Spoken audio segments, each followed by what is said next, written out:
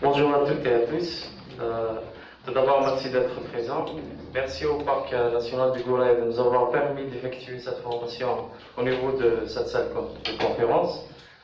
Donc, notre événement, c'est une formation sur l'histoire de Vijaya. Nous parlerons de l'histoire de Vijaya de la préhistoire jusqu'à nos jours.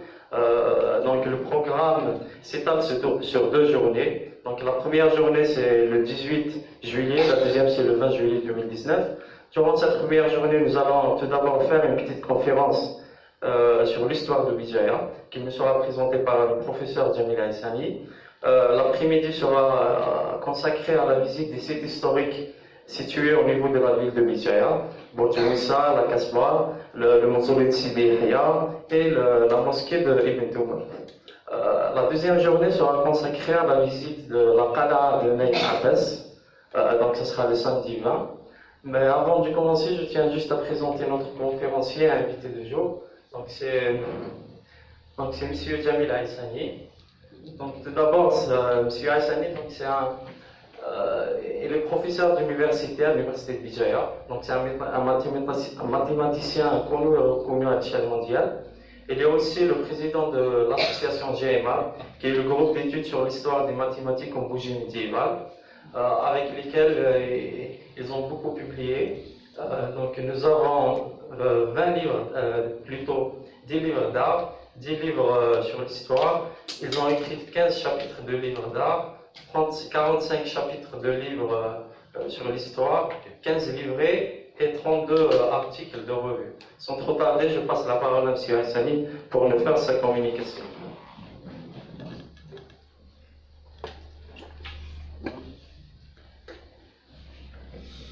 يعطيك الصحة. صباح الخير عليكم. أزول في الأول. صالفرح أنقران يدروها رسائل. أنا مكاني باش الحضرة سيدون أرثم للبداية في عنان أمزرو تاريخ مدينة الجاية. Très نشكر l'association TFS et son président pour d'abord cette initiative. C'est un très beau projet, une formation sur l'histoire de Jaya. Et surtout donc pour cette vision. Maintenant, le public, je pensais que c'était à la limite des lycéens. Donc là, c'est un peu plus petit. Donc ça va être difficile. Maintenant, il y a des illustrations, donc je pense que ça pourra passer assez rapidement. Maintenant, نعرف تاريخ الجيز لانت différentes périodes. يمكن مرة تهضر في تاريخ الجيز وغير تهضر du point de vue politique ou bien du point de vue militaire. أنا خاطر نزمر donc par rapport à ça, mais c'est pas ce qui m'intéresse.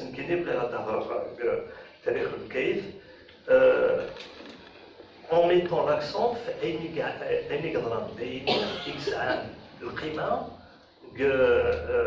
ميدان العلم ميدان المعرفة réunir les différentes périodes par où est passé le Gaïs depuis le début. Emma l'Istiqlal, 1962. Donc voilà les périodes Iqlal.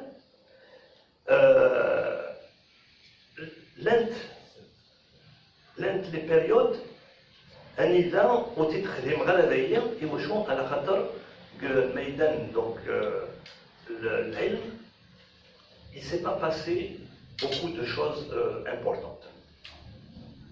Par exemple, la période phénicienne, la période punique, ونسعنا حول المعلومات في la période هينية. Le seul monument et des Bremen, c'est le caveau punique. Aux Éguades, toujours dans le cadre du parc national du Gouraya, en descendant, à un moment donné, il y a un grand rocher. Le rocher néer, et on s'était souvent, il Donc c'est à ce moment-là, il y a un caveau, un nidar où il pouvait y avoir donc une sépulture. Et au Saoun, il y a également un espace qui servait pour les sacrifices. Il y a un article qui a été écrit au début. Je l'ai fait avec Tabolone. Avant Avant d'arriver. Exact. Tabolone. Voilà. Non, le choix finalement de cet espace est important parce qu'à côté, le parc du Gouraya, il a donc un certain nombre de maquettes concernant les sites et monuments de Djaï qui se trouvent à l'intérieur du parc. Donc c'est intéressant par la suite. Donc,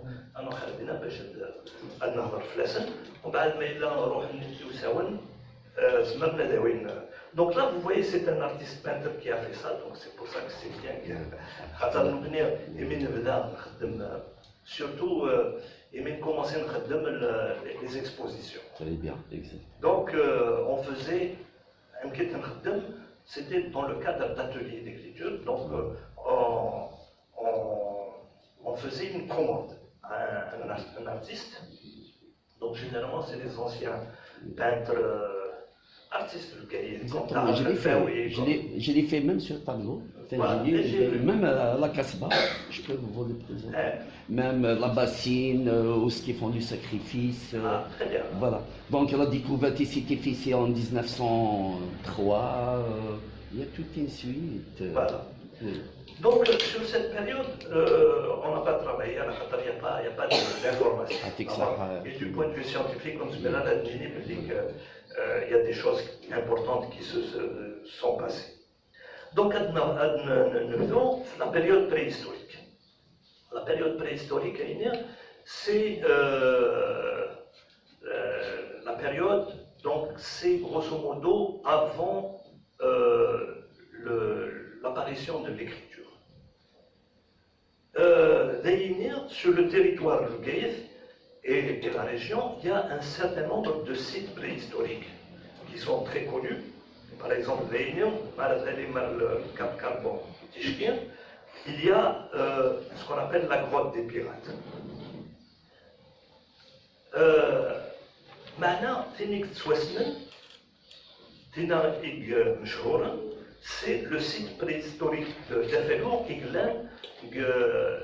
est Melbou. Et le site aïnien, il est mondialement connu, pas simplement parce qu'on y a découvert des ossements, des fossiles, et l'arrêt. C'est pas à cause de ça, c'est parce qu'on a découvert les fameuses figurines zoomorphes en terre cuite qui préfigurent l'origine de l'art en Afrique du Nord. Voilà. Donc, on est grosso modo entre moins 10 000 ans et moins 20 000 ans avant le présent. C'est-à-dire avant Jésus-Christ,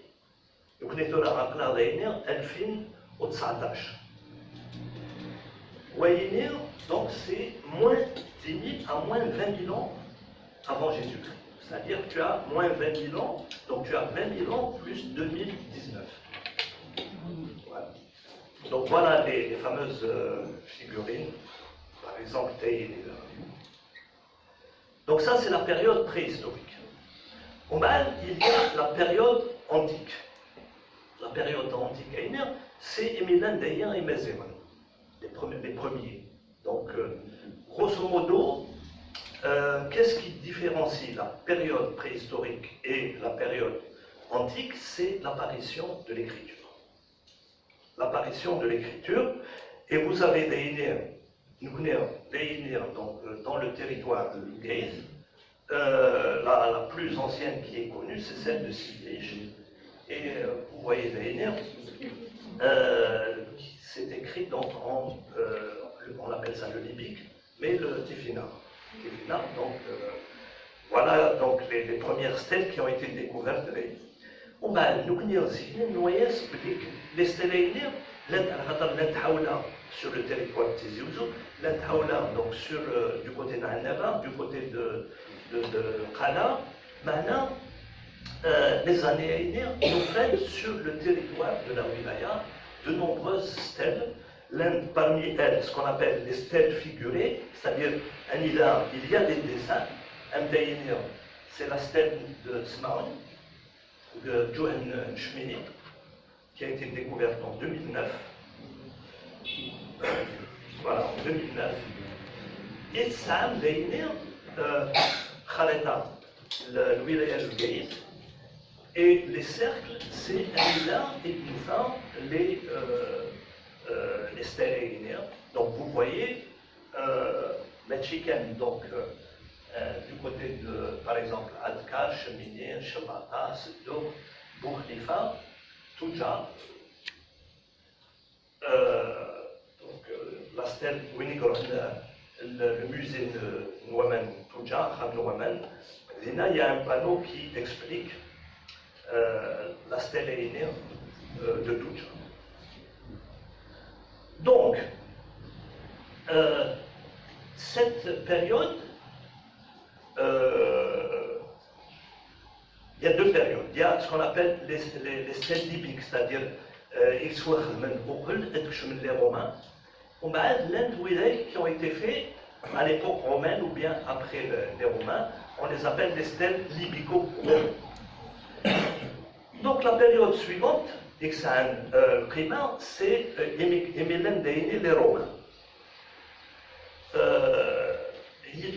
Sur le territoire de Gaïd, la wilaya, il y a deux villes très importantes.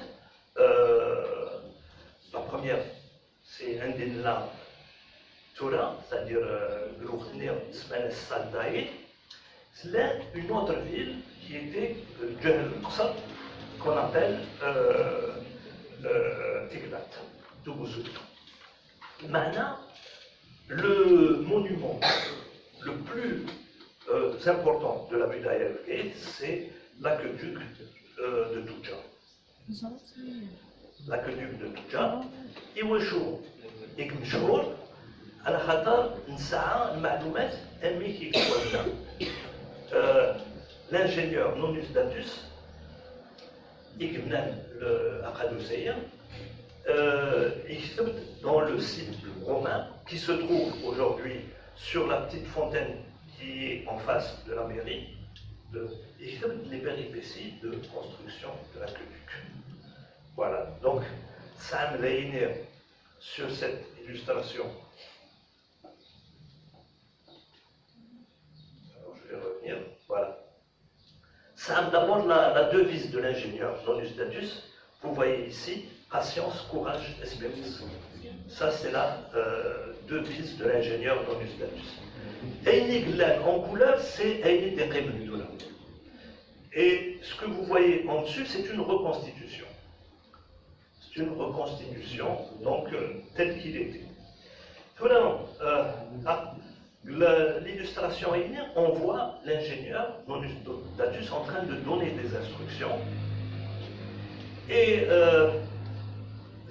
c'était au niveau du percement du tunnel de l'Ahmed. Voilà, la conduite aérienne, il y a à peu près 15 km à vol d'oiseau. Maintenant, ils seront en fonction donc, du relief. C'est-à-dire, une vallée, un pont, une montagne, il creuse un tunnel. Voilà.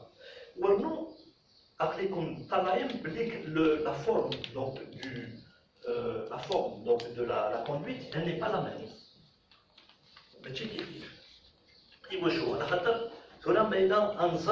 Le barrage de Tichihat. Le barrage de Tichihat, donc, il y a ce qu'on appelle des stations de pompage. Donc là, il y a des moteurs donc, qui poussent l'eau. Donc il y a à peu près combien 80 km, je pense. Voilà. Mais Gloursnir, au Lèche, il n'y avait pas de moteur. Et donc, on voit à travers ce système comment est-ce que l'eau était poussée. C'est-à-dire, Malatsilir, c'est où c'est. Donc, la conduite est plus large pour pouvoir donner une vitesse à l'eau. On va Malatsilir, ça sera plus. Il y aura une vitesse qui va permettre de franchir l'obstacle jusqu'à Bougie.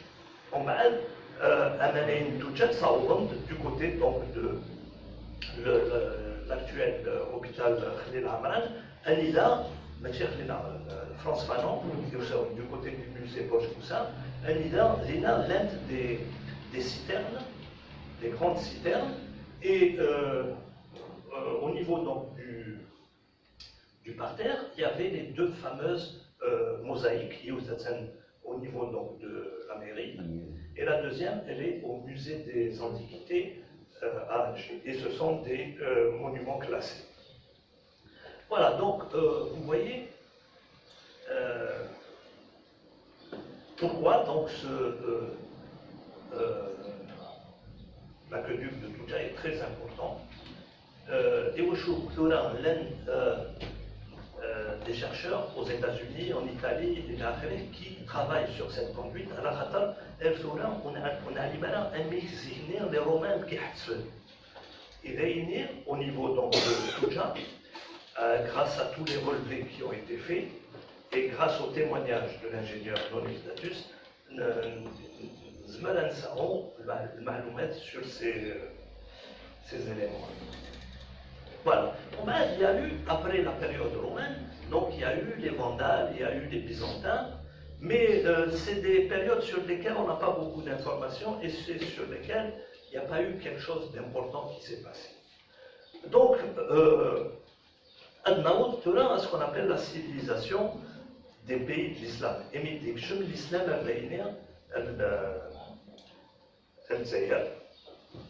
au Maghreb de manière générale.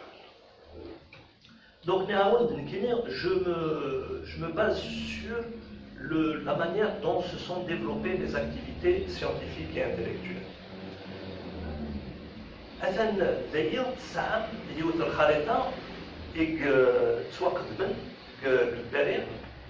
En 2005, c'était l'Empire musulman à son apogée. Donc, ça a les principales cités donc, en Orient, c'était Bagdad, il y avait Damas notamment. Au niveau du Maghreb, il y a 4 cités qui sont 4 villes. 2 donc à l'ouest, c'est Marrakech et Fès. Youth à l'est, c'est Kairouan. Et Youth, le Maghreb central, Béjaïa, avec une seule mention d'Elna, c'est mathématiques.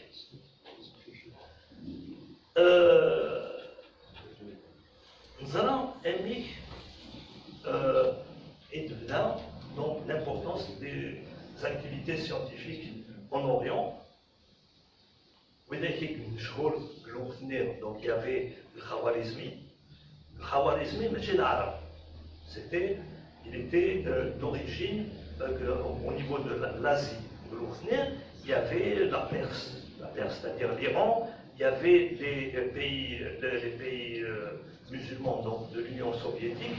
Et il est par exemple sur le Khawarizmi, c'est un tableau postal qui a été fait à l'époque du RSS. Donc vous voyez l'Ouzbékistan, etc. Ils revendiquent le Khawarizmi. Il l'a dernière, c'était Ibn Sina.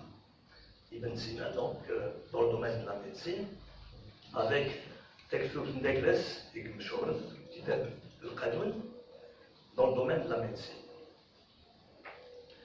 Donc, la manière dont s'est développée donc, les activités scientifiques de l'Ourné-Dina, ça a demandé bien sûr plusieurs siècles. Ombal, le savoir est Iniglandina, et Rodot, Al-Gorno. Et Rodot d'abord à Kairouan. en Tunisie. Le Lourdes, Kairouan, c'était la capitale du royaume zérite. Donc c'est à partir de là-bas qu'on commençait donc à arriver les premiers livres. Notamment, donc il y a, vous voyez, l'Almageste de Ptolémée. Et très rapidement, Kairouan, il y a eu une constitution d'une ville, donc du point de vue urbanistique et du point de vue scientifique. Il y avait bien sûr Ibn al-Rijal al-Muhazan dans le domaine de l'astrologie, mais surtout, ce qui est important, c'est Emich, Rina et Souakhlok, une école de médecine. Une école de médecine. Il y avait plusieurs médecins très connus, comme Ibn al-Jazar, qui a écrit un livre qui s'appelle Kitab Tibb al-Fuqara. Et on va, ce savoir médical, il va être synthétisé par Yehoun Carles Constantin l'Africain au Xe siècle, et il va le traduire en latin, et Nsar al-Yawin, le savoir donc, médical des pays de l'islam, en Europe, dans une université qui s'appelle Salerne en Italie. Voilà, c'est grâce à lui que le savoir d'Ibn Sina va être connu en Occident. On a, par la suite, il va y avoir le savoir d'Ibn Rushd, et ce savoir donc, médical, ils vont dominer l'enseignement de la médecine en Europe, notamment dans les grandes universités comme Montpellier, Paris, Lyon, jusqu'au XVIIIe siècle.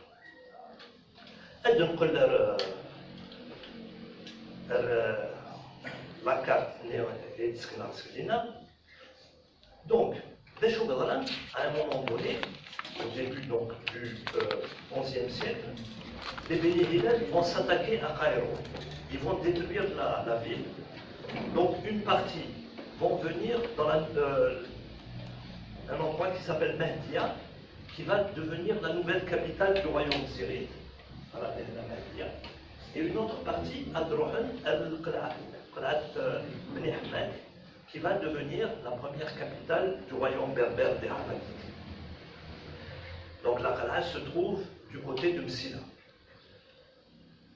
Vous voyez ici le Manal à la Qala'a, Beni Ahmed. Et vous voyez ici le style architectural. Vous avez sur cette illustration Ibn Naoui, qui est la principale personnalité scientifique et religieuse.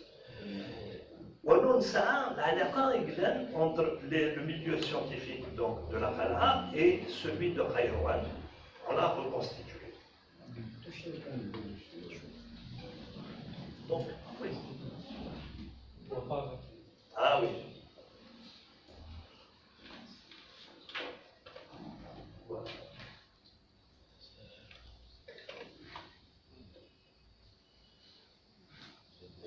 C'est bon.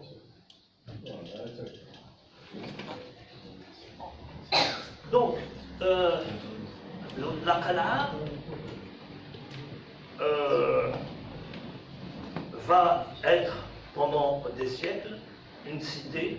Donc c'est la première, d'abord c'est la première cité urbaine du Maghreb central, et ensuite, donc grâce à ce qui s'est passé là-bas, il va y avoir des traditions d'enseignement très importantes. Ce qui va se passer, c'est que les Beni Hillel vont s'attaquer à la Qala'a, et donc l'élite savante de Cheikh Khlem, elle va émigrer vers Béjaïa. Vous voyez ici une illustration qui a été faite par Pierre Iris au XVe siècle, mais surtout vous avez ici une citation d'un très important poète et homme de lettres italien qui s'appelle Fazio degli Berti, dans un livre très célèbre en Italie qui s'appelle Di Tamando, où il dit, vous voyez, j'ai vu Béjaïa que tout le monde loue. Donc, 1067, Fgaïs est une grande capitale sur les rives de la Méditerranée. Donc le transfert de la capitale du royaume des Hamadites, Al-Fgaïs, c'est 1067. Les Hamadites, c'est الحمديين الحمديون يقالوا الحمديين الحمديين voilà. Donc l'Ahmadiyyin était un véritable État. Il avait son armée, il avait son administration, il avait son style architectural, il avait sa monnaie. مرة نهضر في الجيد بالوقت منير ثلاثة الحوايج يسعى الأهمية. D'abord, port de commerce,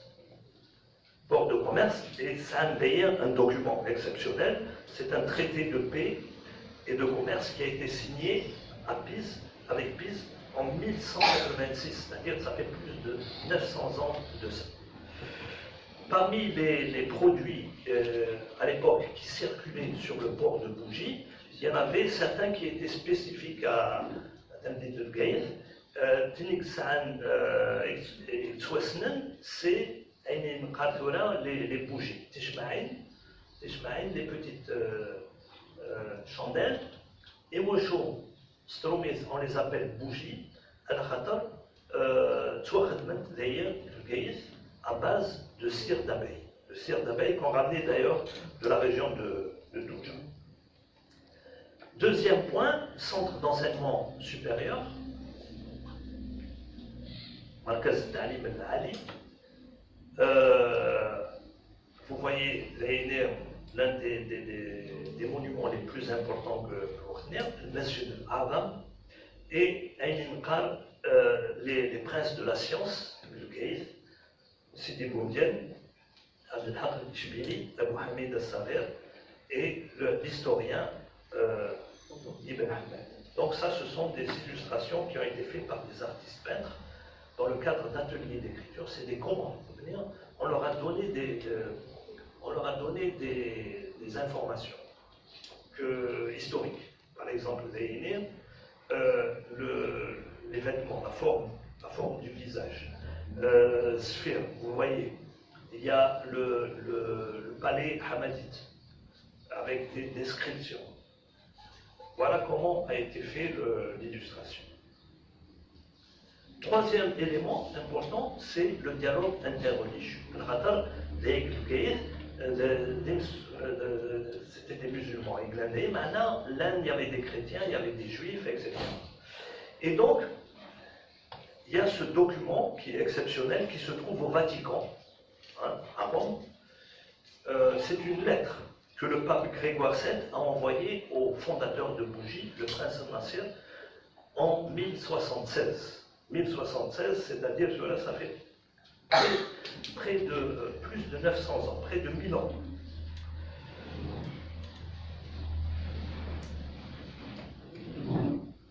Gaïs, donc, c'était une grande capitale sur les rives de la Méditerranée. Et donc, c'était le royaume hamadite. Ben là, il y avait, donc, on avait dit, donc, à l'est, il y avait donc, les Syriens. À l'ouest, il y avait les Almoravides. Donc, il y avait des conflits entre les États. Il y avait des conflits. Maintenant, il y a le Hajjam, qui était important, c'est que le ulama nous tenait sur donc d'une ville à l'autre sans problème. Donc ils allaient à Tunis, sans problème. Donc il y avait cette circulation des savants qui était très importante. Et vous voyez là, les routes, donc les routes maritimes et vers les républiques chrétiennes, pas simplement Marseille, mais également Pise, Gênes, le royaume de la couronne d'Aragon, etc. Donc, إمثل جيد تنبين تكسان أهمية الميدان العلم لن تمضي النظام notamment donc à l'ouest لا يوز مدينة قرنس مراكش أنذا يخدم لنا يون العالم مشهور اسميس ابن رشد Averroès qui est la Suisse, donc c'était un andalou et c'est lui qui est à l'origine, donc qui a fait le commentaire d'Aristote, il est connu pour ça. Maintenant, par exemple, dans le domaine de la médecine, ça a une importance très importante, qui va rester d'ailleurs pendant des siècles un livre de référence.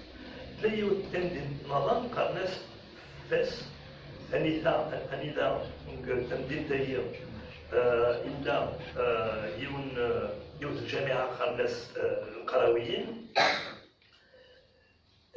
ليني تمدين تاهي يخدم يون العالم d'origine juive قرناس ميمون ابن ميمون donc c'est toujours au XIIe siècle donc mais là où il y a plusieurs lettrés, plusieurs scientifiques de premier plan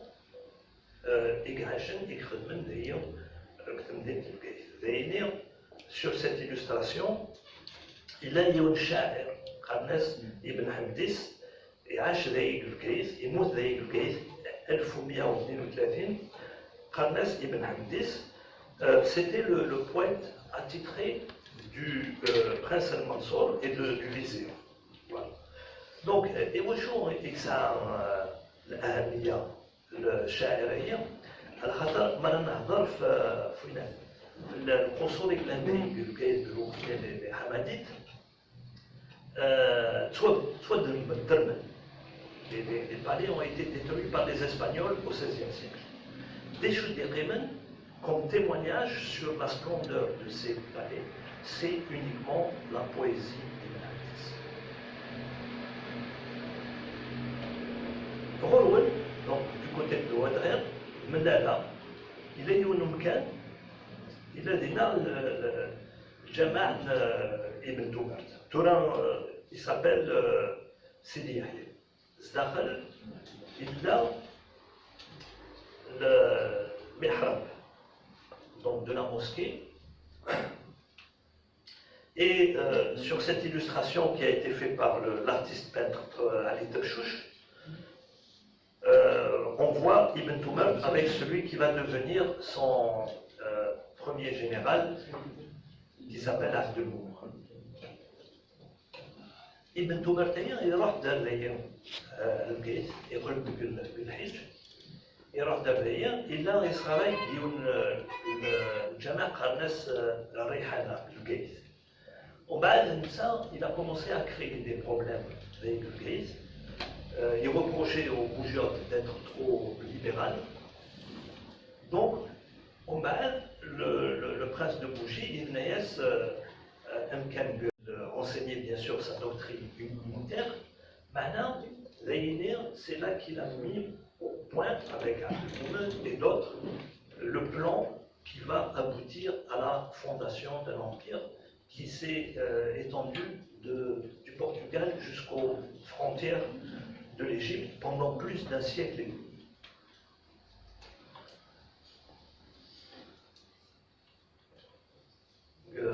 Mois d'octobre, nous avons eu في ابن تومارت. D'ailleurs, nous avons eu زيارة من لنا ونوت نيوث جمعية من لنا لسن نخدم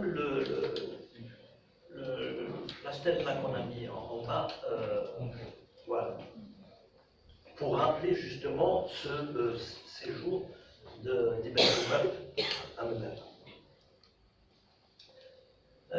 وإذا كلان بالوقتنا إكسان أهمية إلا سيدي بومدين. سيدي بومدين ثورة يتشمطر بتلمسان يتوحسب الوالي تمدينة تلمسان. معنا نسا ذيك خدم كالكيت. La carrière de Jégles, c'est ici. ورنو ظلم دي جeux ديقال في البقايت Béjaïa facilite plus que d'autres villes la recherche de ce qui est perdu. Parmi ceux qui se considéraient comme étant ses élèves, Beyoun, Khanes ibn Arabi, qui est considéré comme l'un des maîtres de la métaphysique, de Andalousie, il a eu une vision très célèbre.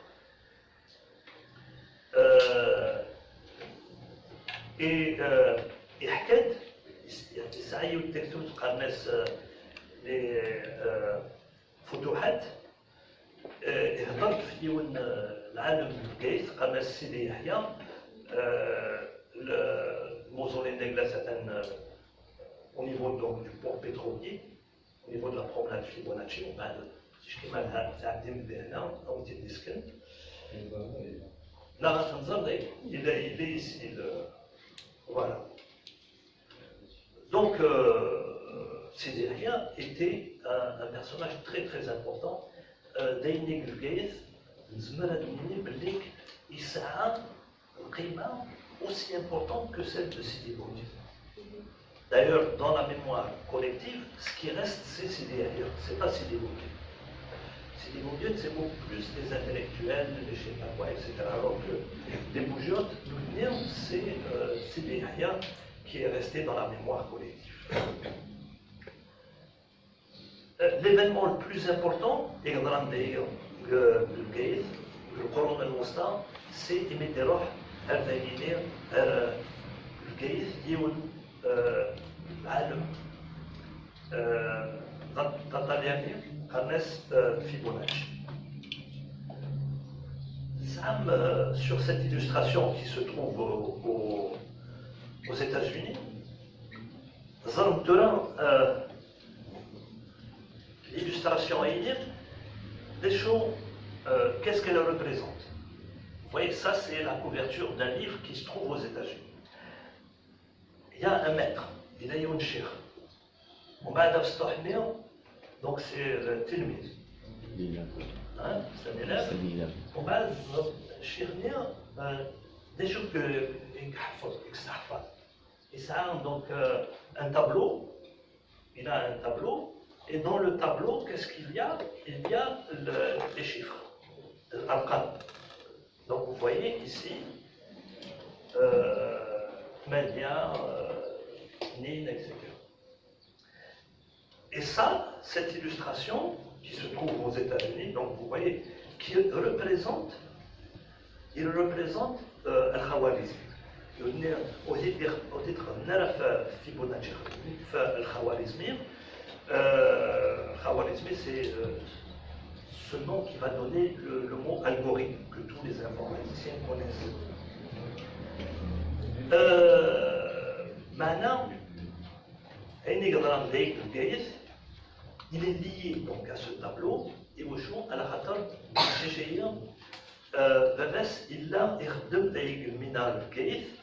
il a le représentant des marchands italiens auprès de la douane de Bougie. On va les marchands, les pêcheurs, de la même manière que ils utilisaient les chiffres romains, alors que nous ils utilisent les chiffres arabes. Vous voyez ici quelques illustrations. On va les chiffres يود مس 40 40 باش غادي يحفظ ان كيحسب وذاك البلاد داير. Donc il a pu s'initier au système de numération, aux méthodes de calcul et aux techniques commerciales des pays de l'islam. Voilà, en 2001 au Rhénan, il y avait une manifestation qui avait été organisée par l'APC, Béjaïa Ville des Sciences, donc où nous avons montré tous ces éléments. Donc, il y a plusieurs livres qui racontent l'histoire de Fibonacci. نزادو لا غير يحفظ داين الرياضيات ذيك الكيس يميك فوق يقول تمورتيس إلى يكتب ديوز تكتب مشهور الناس le Libera Pachi, il a l'importance donc de l'utilisation des chiffres arabes et des méthodes de calcul. Et Ktabir, c'est un événement considérable et au jour, Al-Khattab, c'est à partir de là que les activités scientifiques vont reprendre en Occident. D'ailleurs, ça, l'affiche, c'est une affiche Taïnir, المسرحية اتخذت par le théâtre régional de Béjaïa, en collaboration bien sûr avec G-Imam, qui s'appelle Leonardo Fibonacci à Buge. C'est une pièce de théâtre, donc a été lancée en l'an 2000 dans le cadre de l'année mondiale des mathématiques. Le metteur en scène, c'est un Italien qui s'appelle Luca Radaelli. Vous voyez là-bas Halima Barek qui est avec les deux metteurs en scène. Donc il y a Luca Radaelli qui est directeur d'un théâtre pour enfants à Milan et Shawqi Bouzid qui est directeur du théâtre de Badma. Et voilà une scène donc, de la pièce de théâtre. Donc la pièce est née, ça, il y a 13 comédiens sur scène. Elle a été lancée dans le cadre de la manifestation Alger, capitale de la culture arabe. Et donc la générale a été donnée au TNA à Alger en 2007, là en 2008, je ne me souviens plus très bien.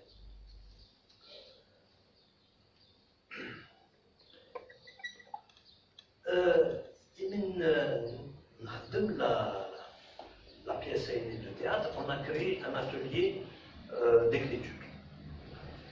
On va il n'y avait pas d'illustration. Donc on a essayé de voir s'il y avait des descriptions.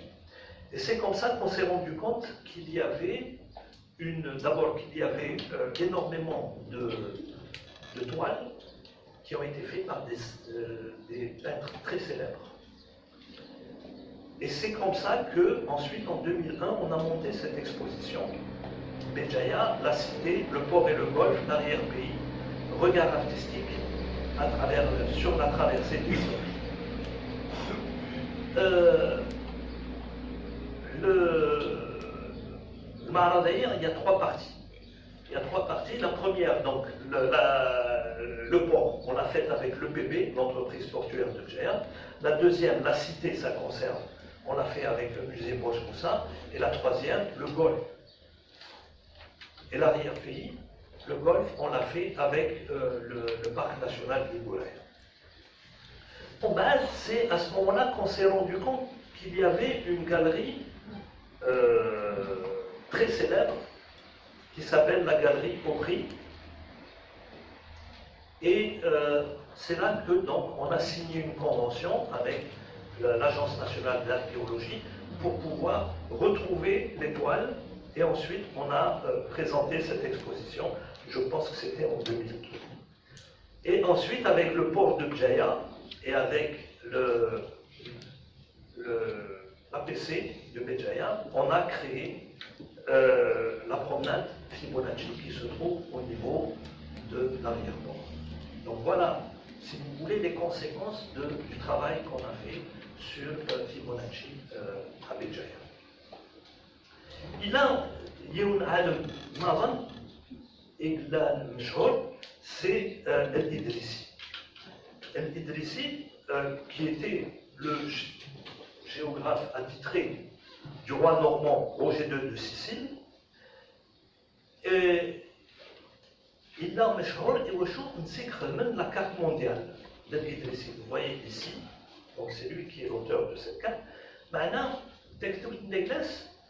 on peut avoir une idée des voies de communication au Maghreb à son époque, c'est-à-dire au XIIe siècle. Warno Nsa, parce qu'il a travaillé sur la botanique, il fait les plantes médicinales et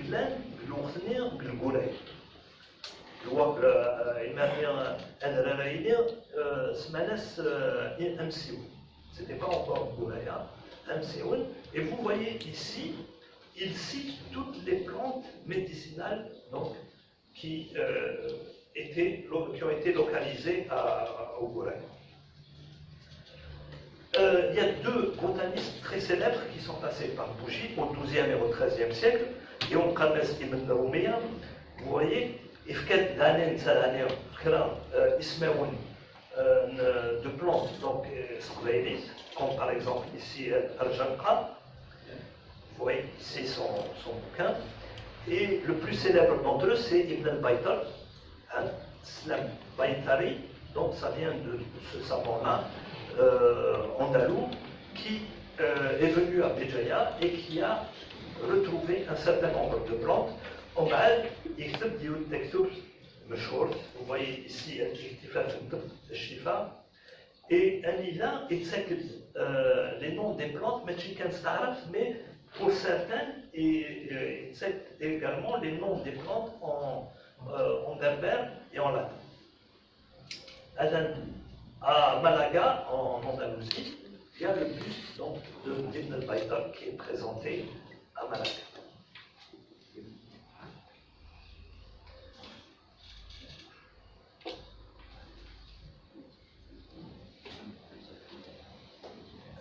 زمان نسعوا المعلومات في العلماء يقلان بالكيس بالقرون الوسطى mais là on se base sur textos قرناس العنوان درايه في الشيخ جايه voilà le manuscrit de la bibliothèque nationale et وشو الخطر الغوبرنير يفكات معلومات sur 108 personnalités il y a 108 علماء يقلان دايق الكيس.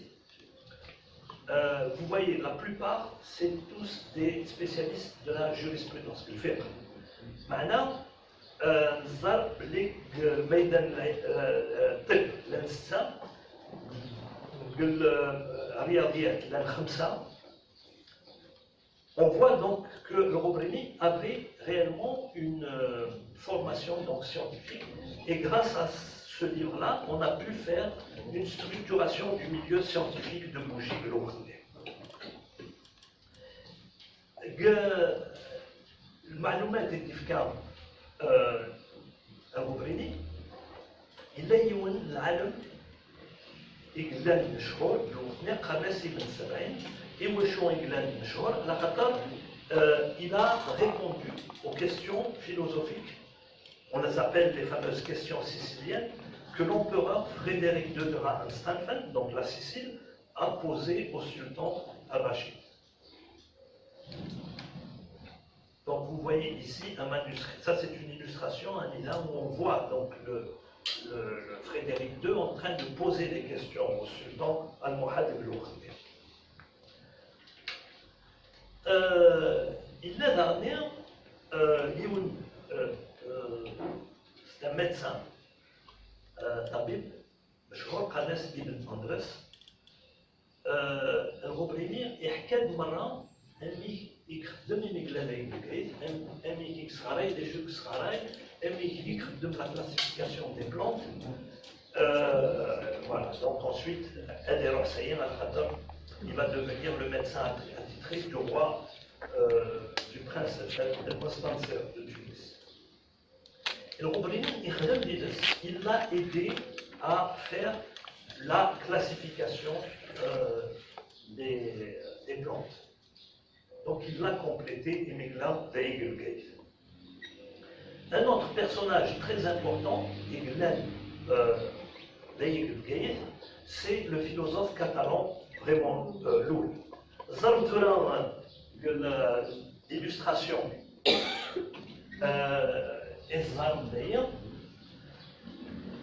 vous voyez, ce sont des illustrations qui datent de près de 5 siècles. Il y a 5 siècles à peu près. Raymond Lull, c'est un catalan, il est revenu à Elgate en 1307.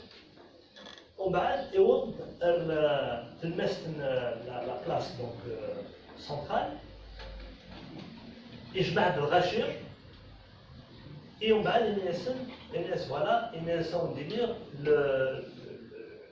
le christianisme est meilleur que l'islam et je suis prêt à le démontrer. Et vous voyez, il a failli être lynché par la population. Donc vous voyez sur ces deux illustrations différentes, Raymond Lull donc en train de se faire lyncher par la population. Le prince de Bougie l'a mis en résidence pendant 6 mois.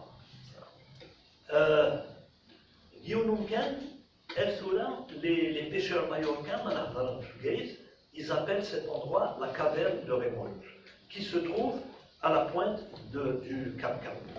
Et vous voyez l'illustration Eglen qui date de 5 siècles, on le voit en train de discuter avec les savants de Bjéa, à travers bien sûr une grille.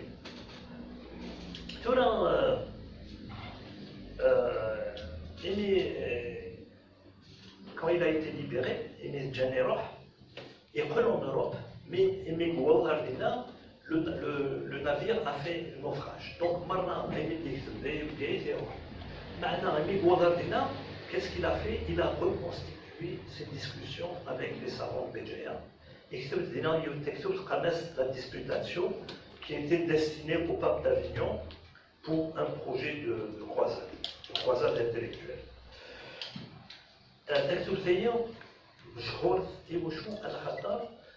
C'est le seul témoignage et des Raymond Raymond Loulaïnir avec les musulmans. À Palma de Majorque, il y a eu un متحف النظام حكون مرة يخدم الجزائر. قلت لنا نوض علم الحساب الرياضيات نعلم donc au XIVe siècle quelle était la tradition d'enseignement grâce à une école qui a été constituée autour d'un mathématicien marocain qui s'appelle Ibn al-Benna. Voilà le texte de l'église, Khames Tadris. Et parmi les élèves de l'église, il y a Youn qui était un descendant direct des princes ahmadites. Ça, c'est l'Ijaza et Sifkan, c'est-à-dire le diplôme que Ibn al-Benna a donné à un descendant direct des princes hamadites. Vous voyez ici l'Ijaza, Anida, il vous dit écrit par Ahmed, etc. Zarzola, la généalogie. Sawab Ahmad Ben Nasser, donc c'est le fondateur de Bjéa, Ben Alanas, Ben Hamad, voilà, ce sont ceux qui ont constitué donc, le royaume hamadite. Donc il y a la date, correspond à 1302. Et vous voyez le diplôme, l'Oufnir, Qadas Ijaza, j'autorise le jurisconsulte Aboul Abbas Ahmed, etc., à rapporter. Voilà. Donc, ça, c'est le diplôme. C'est un document exceptionnel qui se trouve à la bibliothèque donc, de Madrid. Et vous voyez ici la filiation. Il y a une dernière. العالم المشهور قرنس احمد بن ادريس سلا يوث تيما عمرت لا غروند كابيلي جوهن بوزغان قرنس ودريس donc ça vient de Ahmed Ben Idriss Iglan Leigel il a mufti et cheikh al-Jama'a Leigel il a نتا الشيخ ابن خلدون d'ailleurs مرة يهضر فلاس ابن خلدون.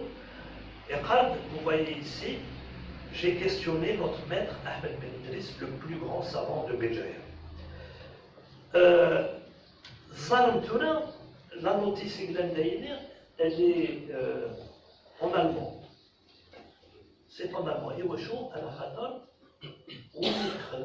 C'est un allemand qui s'appelle Tilman Hallman. Et la thèse de doctorat à l'université de Brême. En Allemagne. C'est donc l'un des plus grands spécialistes et le rôle qu'il a joué dans le renouveau des études de fiqh au Maghreb, grâce notamment à le travail qu'avait fait Ibn Marzouk al-Jinn, qui était un élève donc, de Nasr al-Din al-Mujtahid. Voilà, donc ça c'est la silsila, pour bien montrer comment donc, le savoir passait. Donc il y avait cette silsila entre les savants, à travers notamment ce traité de jurisprudence et d'Iouir, Nasruddin al-Majdi Masr, et comment elle a joué un rôle important dans تجديد دراسات الفقهية في المغرب في القرون الوسطى. النوض ترى ابن خلدون أتعدم جوستومون دهنا لا كاسبا يعني لا نسجد نقاتل دهنا ابن خلدون. Mais en fait, c'est pas la Casbah que l'on tenait au XIIe siècle, elle était plus haut, elle était du côté de Bebellouz. Et la Néuxel, c'est celle qui a par la suite été prise en charge par les Espagnols. Ibn Khaldoun, يوشو إلى مشهور على خاطر يفكد تكتب لين ديغلاس نوطامون المقدمة تساعد المعلومات في التاريخ et la sociologie, le Maghreb de manière générale, le Caïd de manière particulière, Glouris. Et l'Igla d'Eïda Gaïd, 1365, 1366, elle vous tout bien comme ça aussi, il avait dit, il a Hajj, c'est-à-dire le Premier ministre, Wazir Aoul. La deuxième fois, c'était pour des raisons politiques. C'est là où il a occupé les plus hautes fonctions, c'est-à-dire un des gros, il était ministre, il était conseiller, mais d'ailleurs, il a Premier ministre. Et vous voyez d'ailleurs, il y a la mosquée d'Al-Qasaba, et pour que soit avant la rénovation et après rénovation. Donc, d'ailleurs, les choukardem, kol srah, malayfek chorlis au niveau de l'administration, et tsobot, donc à la mosquée d'Al-Qasaba, باش يضيف الدروس في ميدان الفقه، لا في ميدان الرياضيات. Zeyni Gaïs, c'est là qu'il a défini la notion de frontière. La frontière est au choix. C'était les Hafsides. C'était la période Hafside. Donc la frontière est, elle est claire, puisque c'est le Bahr al-Abyad al-Mutawassit. Et donc ce qui changeait, c'était la frontière ouest. Et au choix, les Hafsides étaient en conflit avec les Iyanides. Et donc, la frontière était changeante. En 2006, les Nations Unies et l'UNESCO ont décrété que 2006, c'était le 600e anniversaire de sa mort. Il mourut donc, donc 2006, c'était le 600e anniversaire. Et donc, l'UNESCO a décidé que l'année 2006, ça serait l'année Ibn Khaldoun. Et donc, il y a eu un peu partout un Ida et Khaldoun, un des groupes, il y a eu des manifestations. Donc, les règles gaïdes, Khaldoun News, Multaka, Smayes, Ibn Khaldoun, Abedjaïd. Et nous, d'ailleurs, on a mis l'accent sur des éléments en rapport avec Ibn Khaldoun Gaïd. Par exemple, Ibn Khaldoun et les mathématiques, Ibn Khaldoun et la langue berbère. Voilà. Maintenant, l'Inde des manifestations est l'Inde un peu partout. Gulzaïr, Tunis, Massar, et la Akhirah. Voilà, Ibn Khaldoun, بين الجزائر والأندلس, un chapitre qui concerne donc Ibn Khaldoun, les mathématiques et les savants du Béjaï. Et les Espagnols, ils ont eu une idée géniale. Emki Khalman Youth Ma'ara sur Ibn Khaldoun, Khatar Ibn Khaldoun, il a les Orson, donc au niveau de l'Andalousie. On va tous les présidents des pays qui ont un rapport avec Ibrahim. Donc là, vous voyez, par exemple, il y a Moubarak, donc c'est l'Égypte, il y a, comment dirais-je, Nouvelle Dinar, voilà, donc ça c'est typiquement ici. Il y avait aussi Ben Ali, donc le Tunisien, il y a le. Il y a Bouteflika, donc la présidence nous a contactés. Ils nous ont contactés, à Qatar, ils avaient été invités. Et ils nous ont posé la question, est-ce que c'est important que le président aille assister à cette exploration? Donc, bon, on leur a expliqué que c'était très important. Et c'est à ce moment-là, c'est comme ça qu'il est parti. C'est nous qui avons fait son discours. C'est lui qui a choisi le thème. Le thème, il a choisi Ibn Khaldoun et la modernité. Alors, ما نهضر في الكيف يلزم علينا نهضر العلاقات الساعة تمديد الكيف avec les autres villes du Maghreb, c'est-à-dire Tunis, avec Marrakech, avec Fès, avec d'autres villes européennes, et surtout il y a une relation particulière avec la ville de Tlemcen. Et en 2011, on a produit cette exposition qui a été présentée à Tlemcen, qui s'appelle المبادلات الفكرية ما بين البجاية وتلمسان. ما نهضر في المبادلتين العلماء qui ont joué un rôle particulier. Parmi eux, Léon Qarnes Aboulfadl al-Mjteli, Nsana Snes al-Mjtela, donc du côté de Mayo, c'est-à-dire Ouira. معنا اللي غرض هيك الكيس سمكي قروح التمثال et غرض هنا التمثال ومعناه مدربين et ensuite il a fait un périple extraordinaire. Vous voyez ici un qui قروح émigrant Tunis ومعنى يروح الحجاز et ensuite il s'est installé à Al-Qahira en Égypte et pendant des années il sera là il est dans Al-Qahira. Avec le théâtre, on a monté un spectacle qui s'appelle Jdel Zouaoui fi Tlemcen. C'est un spectacle qui a eu un très grand succès à Tlemcen. Il y a 35 comédiens sur scène. C'est vraiment une grosse production. 1,5 milliard de budget, rien que la première enveloppe sans compter le sponsoring. Et vous voyez ici quelques scènes de ce spectacle qui raconte l'histoire de ce savant extraordinaire de Aboulfadl al-Mjteli. Ça, il y a القاهرة إلى إسرائيل الأزهر. D'ailleurs, il n'a pas vécu longtemps. Il avait 40 et quelques.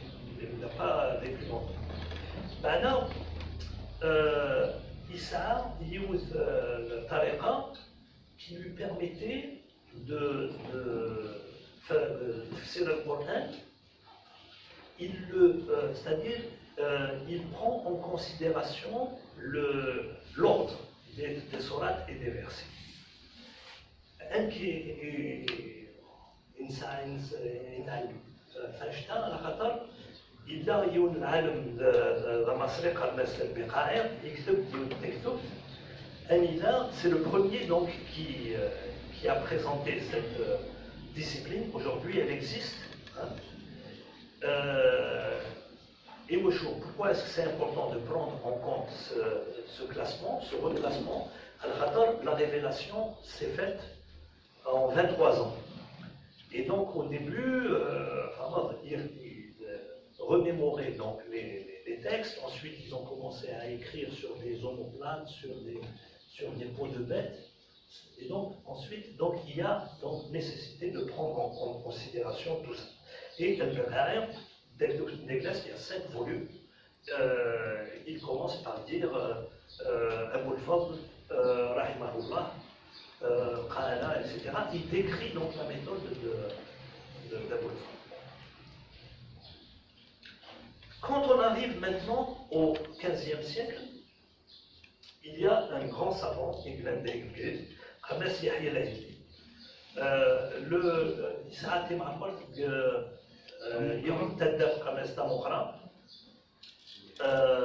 et il soit شهور donc vous voyez يمشوا على خاطر يكتب ديوت الوظيفة قامس وظيفة يحيى العيدي vous la voyez ici et selon des témoignages jusque dans les années 30 مازال غانت العيكسي des soufis tous les matins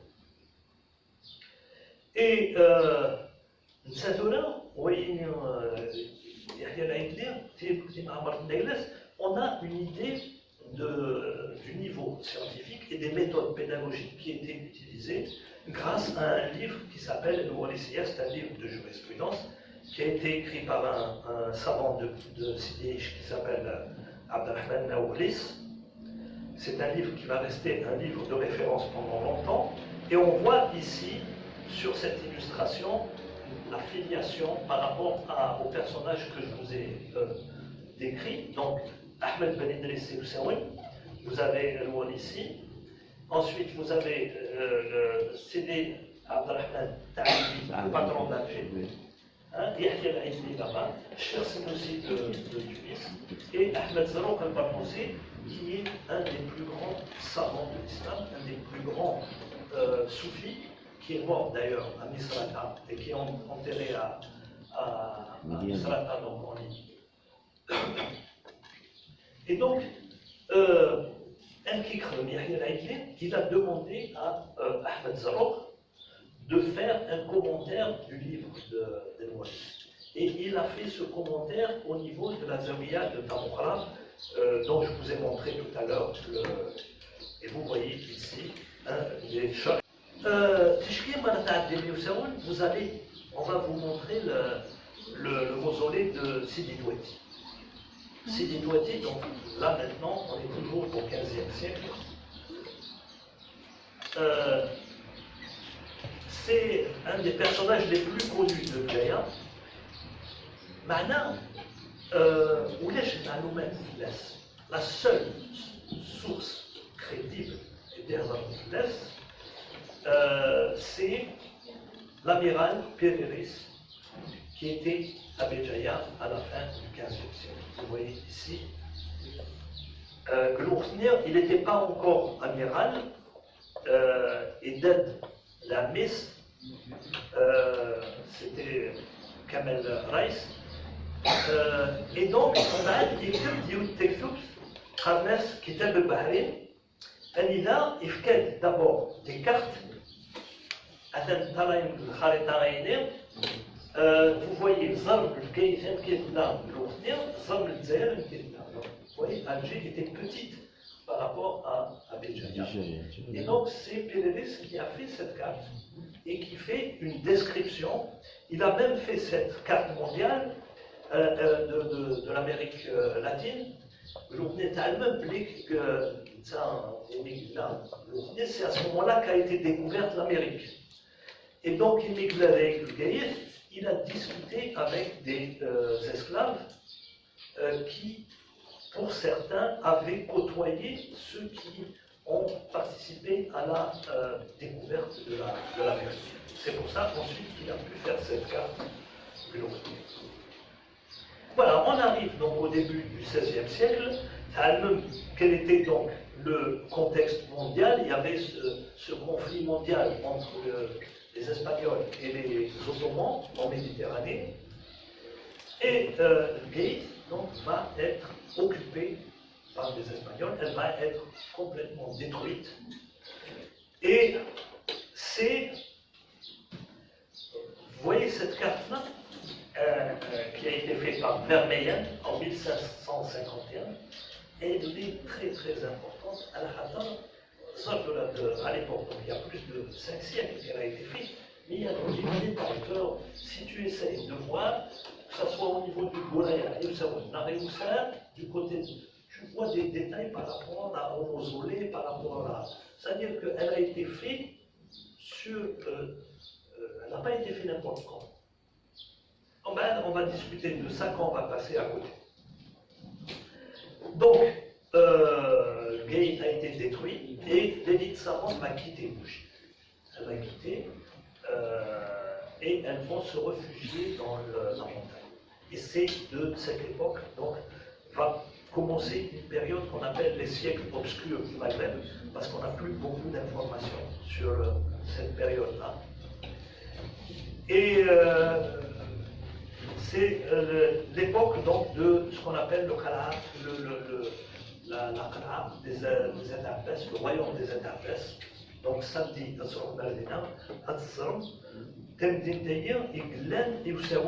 donc de ce défilé que vous voyez là. En 2010, on a célébré le 500e anniversaire de la fondation du royaume des Interpès, qui est ce royaume va durer à peu près 120 ans, à peu près. Et voyez ce que dit Marmol, donc un historien, ce qu'il dit à propos donc, de le prince donc, de la Qala'a qui s'appelait Abdelaziz. Les Interpès ont toujours maintenu leur liberté, sans payer aucun tribut, ni au roi, ni au prince. C'est-à-dire ni aux Espagnols, ni aux Ottomans.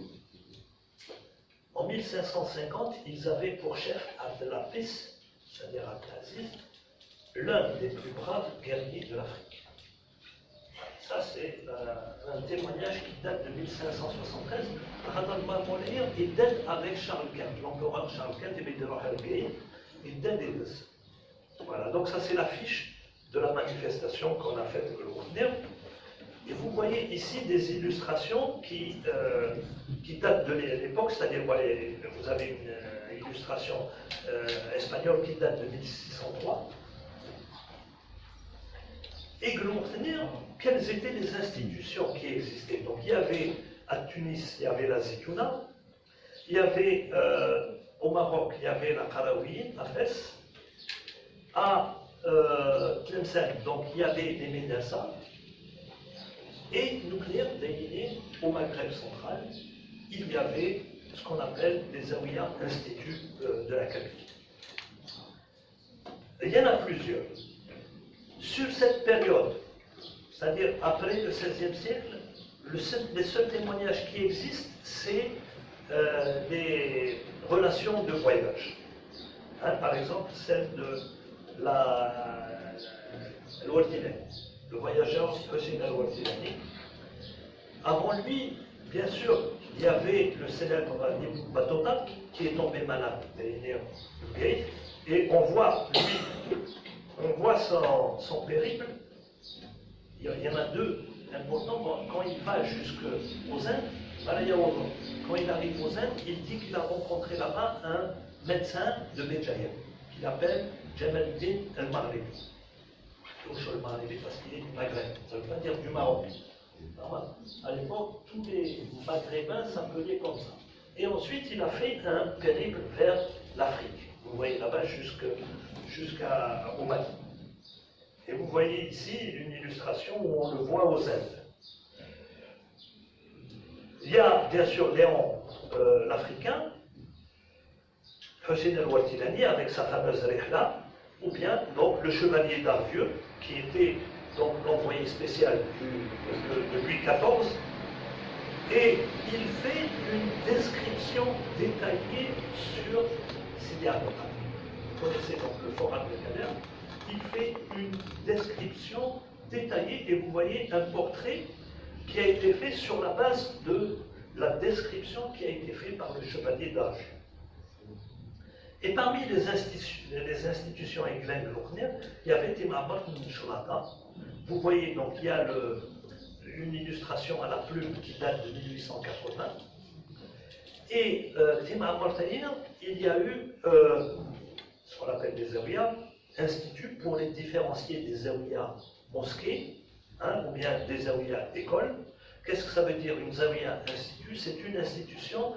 Il y a eu des activités scientifiques. Et dans la Zawiya de Shlata, il y a ce livre d'astronomie qui s'appelle Ma'alim al-Istibsar, qui est très important.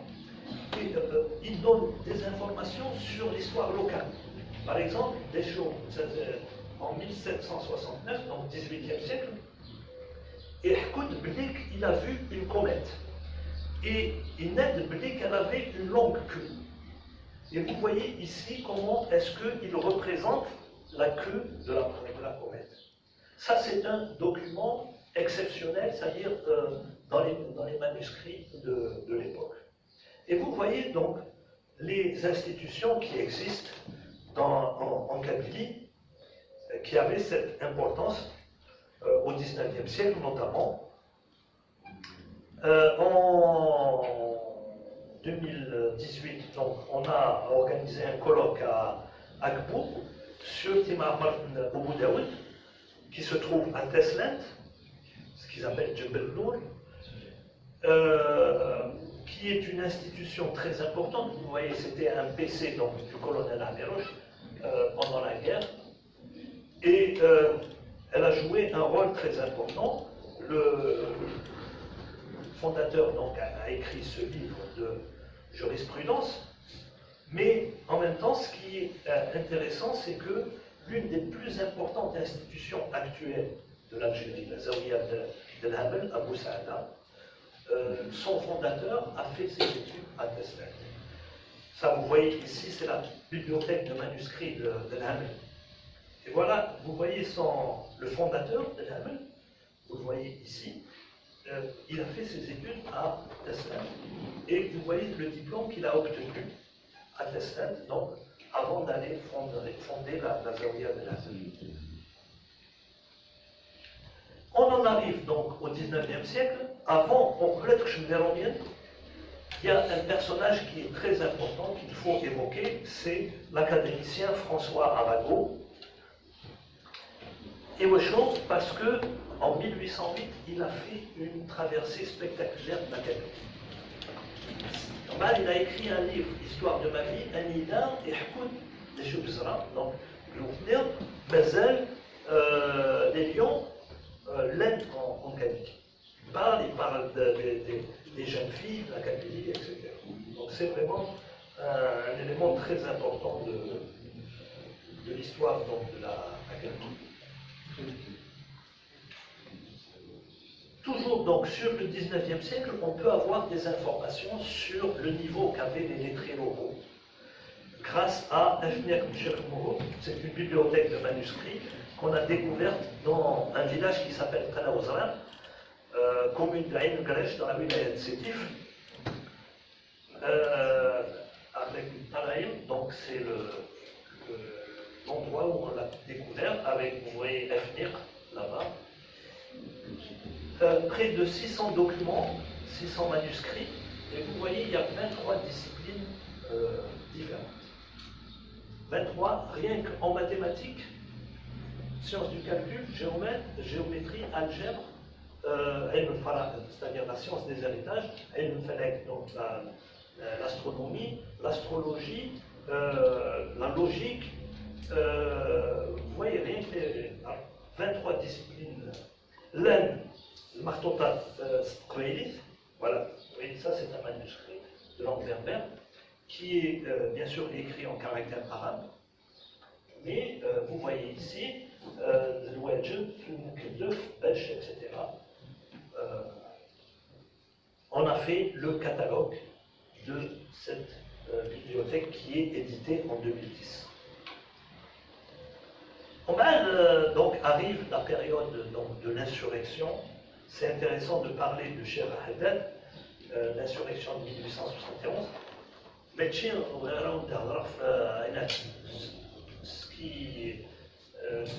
qu'on raconte maintenant, c'est-à-dire le côté militaire ou bien politique ou bien spirituel, mais Cheikh Haddad était intellectuel, il a écrit un livre, vous voyez ici, qui s'appelle Taqid al-Mubarak, et surtout,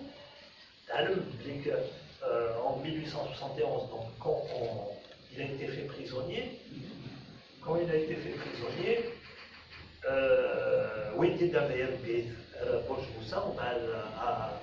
à Constantine, où il a été jugé. Et il mourut, donc tout de suite, il est mort. Mais on a découvert des documents qui nous permettent de comprendre comment la tariqa al-Rahmaniya s'est perpétuée après la mort de Cheikh Haddad. et après l'exil de ces Mokhdmin, que ce soit en Nouvelle-Calédonie ou ailleurs. On a découvert des ijazas, c'est-à-dire des diplômes, des autorisations. Vous voyez ici, c'est celle que Cheikh Ahdel lui-même a délivrée à Cheikh Ibn Qasim de Boujlid. Donc, vous voyez, c'est vraiment des documents très, très importants. On en a d'autres. Donc, je vous ai montré ici la silsila, pour vous dire que nous avons également ces documents qui montrent comment c'est perpétué dans la tariqa.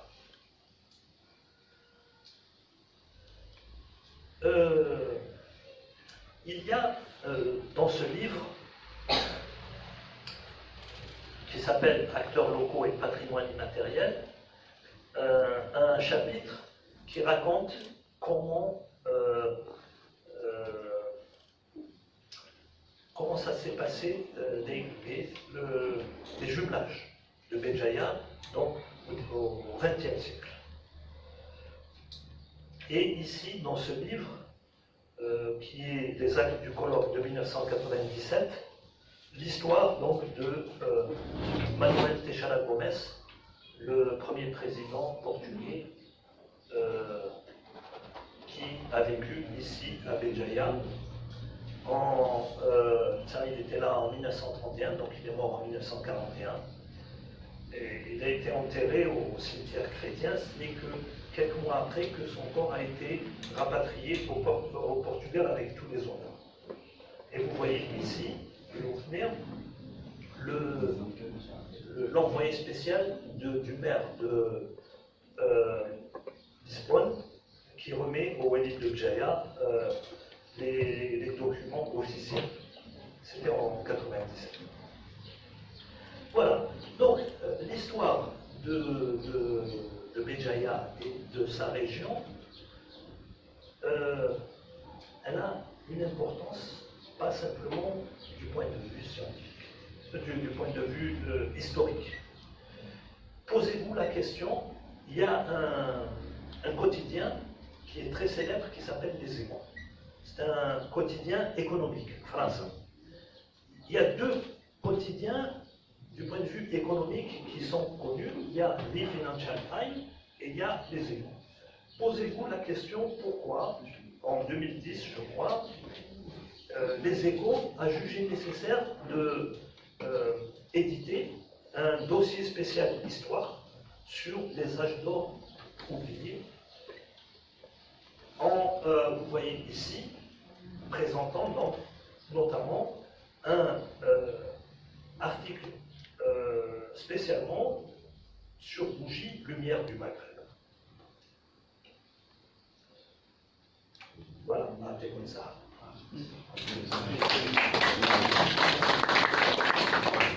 Donc si vous avez des questions.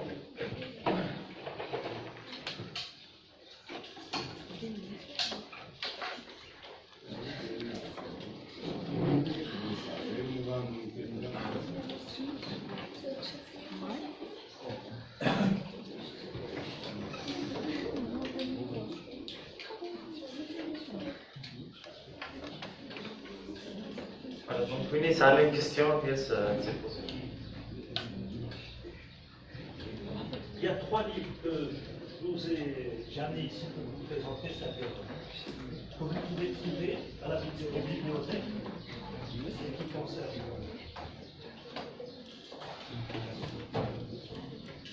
Donc il a envoyé celui-là, donc Béjaïa, centre de transmission du savoir. Béjaïa, Markaz Ish'ar al-Ma'rifa. Donc c'est un livre qui a été édité en 2010 où il y a des illustrations. Il a envoyé les rapports Béjaïa Tlemcen et la tradition scientifique du Maghreb, qui a été édité en 2012. Ici aussi, donc, il y a des illustrations en rapport. Et il y a le livre de Ferro, où il se trouve dans les immeubles.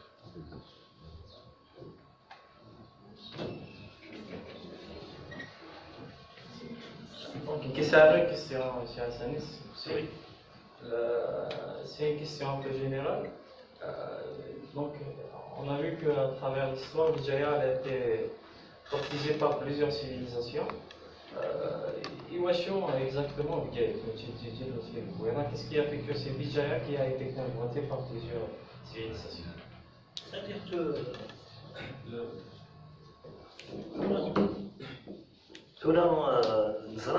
pourquoi est-ce que je vous ai fait cette rétrospective?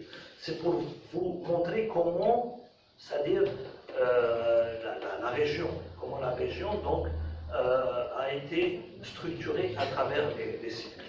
Torel Gaïs, elle a toujours été occupée par l'eau. On a vu depuis la période préhistorique. Elle a toujours été occupée, la période romaine, la période romaine, quand vous avez des villes comme Tiklat ou bien comme Saldaï, c'est énorme.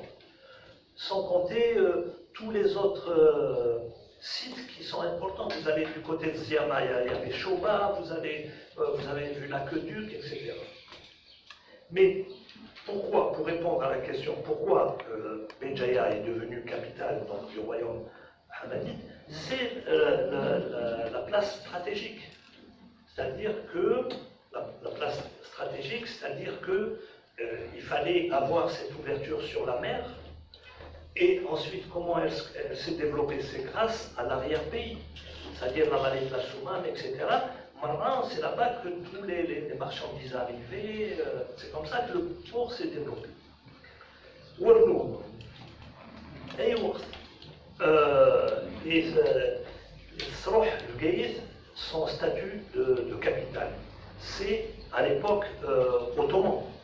C'est les Ottomans qui lui ont préféré Alger. Maintenant, ils ont, comment dirais-je, tous les rapports montrent qu'ils voulaient en faire la capitale. Au début, d'ailleurs, il y a un ingénieur polytechnicien qui s'appelle Diosio, qui a fait toute une étude en montrant que le port, donc c'est lui qui devait être le port principal, en expliquant quels étaient les avantages, etc.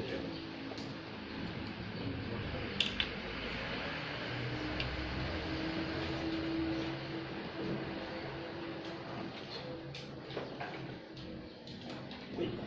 Est-ce qu'il a été habitué? Je pense. Non, là, on est dans une période sur laquelle on n'a pas d'informations. Sur l'islamisation du Maghreb, nous, ici, sur la région de Guédiaïa, on a très peu d'informations. On a très peu d'informations. Des informations qu'on peut considérer comme c'est-à-dire qui commencent à être sérieuses, c'est le XIe siècle, le début du XIe siècle, avant notre. Sur les justement, une question, c'était ce qu'on entendait sur Jamal Avam. Jamal Avam, justement, bon, bien sûr, actuellement, ce qu'ils ont fondu par Boutfili Khalab, les grandes mosquées, ils ont donné le nom Jamal Avam. Mais le Jamal Avam exact, Je ne sais pas. Il y a plusieurs hypothèses. Il y a plusieurs hypothèses, mais personne qui a vraiment précisé l'endroit exact. Il y a des gens qui précisent, il y en a qui disent que c'est du côté de Sibilour, ou il y en a d'autres qui disent que c'est à quoi. Côté de Barija, côté de... Parce que même j'ai vu certaines déclarations qu'ils ont écrites sur la communauté, on a parlé ici, sur Sidi Yahya, parce que Sidi Yahya c'était en 14e siècle, à Sémigmout. Sidi Yahya Abou Zakaria. Oui, Sidi Yahya Abou Zakaria. En 1215, mais ça a été c'était bon, il a fait la période de Jamal Aram, après Salat al-Asr. Voilà. Lui, il était dans plusieurs, mais je ne peux pas vous dire. Est-ce que vous avez des informations sur la mosquée Soufi? C'est des Soufis? Non. Non. Et le voyageur, Tosin al-Watilani, lui, au XVIIIe siècle, il se interroge il sort toujours al-Gaïd, faisait la tournée des saints et il a Israël de Jouama. Il a posé, c'est lui qui a posé la question.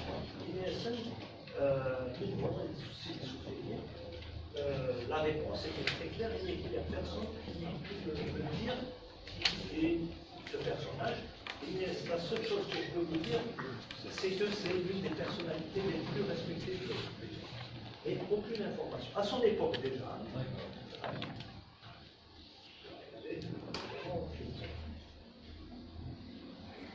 Oui. Vous nous avez présenté énormément de scientifiques et énormément de représentations et de bustes qui se trouvent pour la plupart à l'étranger. Pourquoi ne pas essayer de faire la même chose chez nous, puisqu'ils ont appris ici à être des grands scientifiques? C'est une bonne idée. C'est une bonne idée. Il y a eu une première tentative, c'est grâce à l'ancien président de la République de Béjaïa, M. Pitache. C'est lui qui a, quand il y a eu le colloque d'assuré de Khaldun en 2006, il a proposé qu'on fasse un buste de Khaldun et qu'on le mette du côté de la Casbah. Si celui qui est là-bas, c'est grâce à lui. En 2006, donc ensuite il y a eu un atelier d'écriture, etc. Pourquoi pas pour d'autres? Il y a eu, lors du Festival international du théâtre, Omar Fouch, le directeur de l'époque, le commissaire du festival, en ouverture le festival de 2014, il a fait la cérémonie d'ouverture. Qu'est-ce qu'il a fait? Il a fait des chars où sur chaque char, il représente un scientifique, mais originaire de différentes régions. Et il y avait la Bab el-Bahr, et donc des chars traversaient le boulevard Rouge et ensuite accédaient à Béjaïa. Voilà. Mais il y a le PNG qui a fait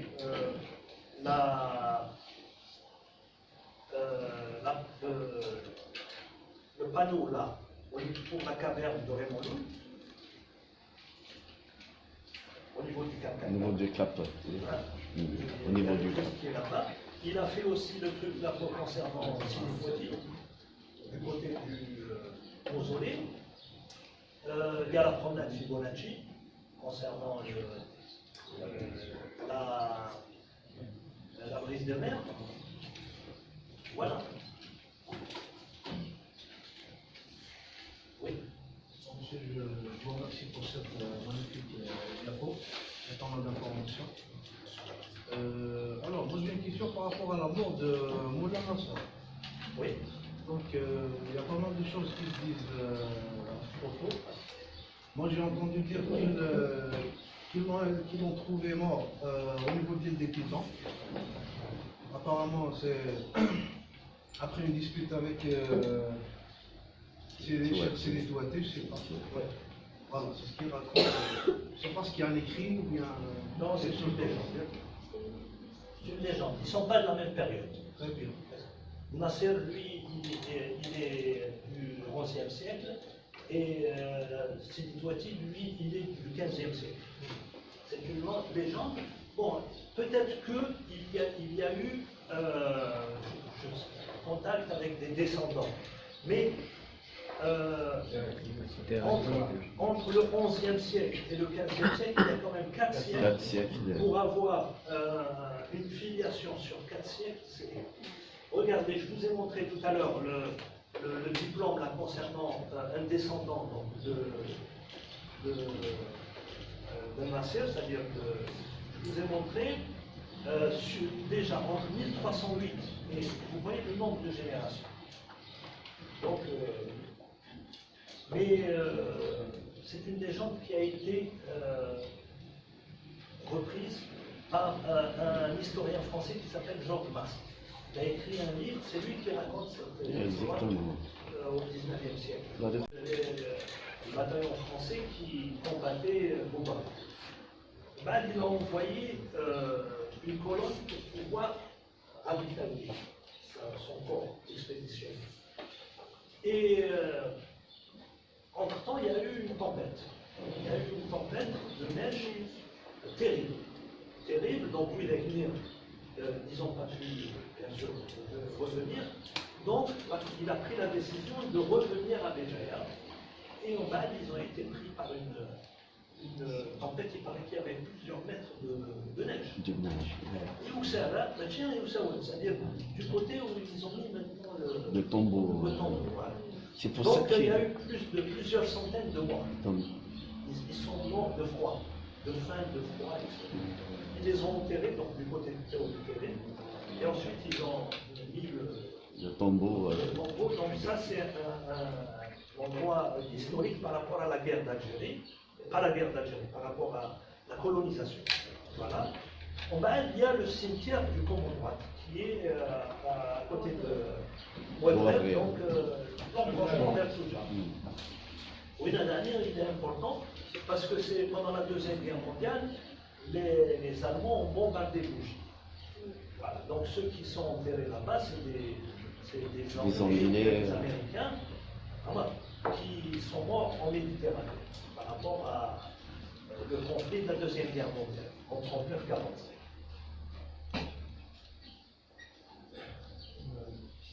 Et récemment, après avoir discuté avec l'actuel directeur du musée de Bourg, apparemment il y a même des vestiges romains. Oui. Il y a de l'autre côté, vers la route de Dijon, il y a une trace, c'est un morceau d'un moulin à eau qui date de l'intérieur du Grand. On aimerait bien collaborer ensemble pour qu'on puisse. Il y a beaucoup de. Moi, j'ai amené à Fouja l'ambassadeur d'Italie en l'an 2000. En l'an 2000, il m'a dit, il y a tellement de villes romaines, il y a Jumila, il y a Tibia, il y a je ne sais pas quoi, qu'est-ce que tu vas. C'est-à-dire, s'il n'y a pas une histoire qui est liée à un site, qu'est-ce que tu peux faire?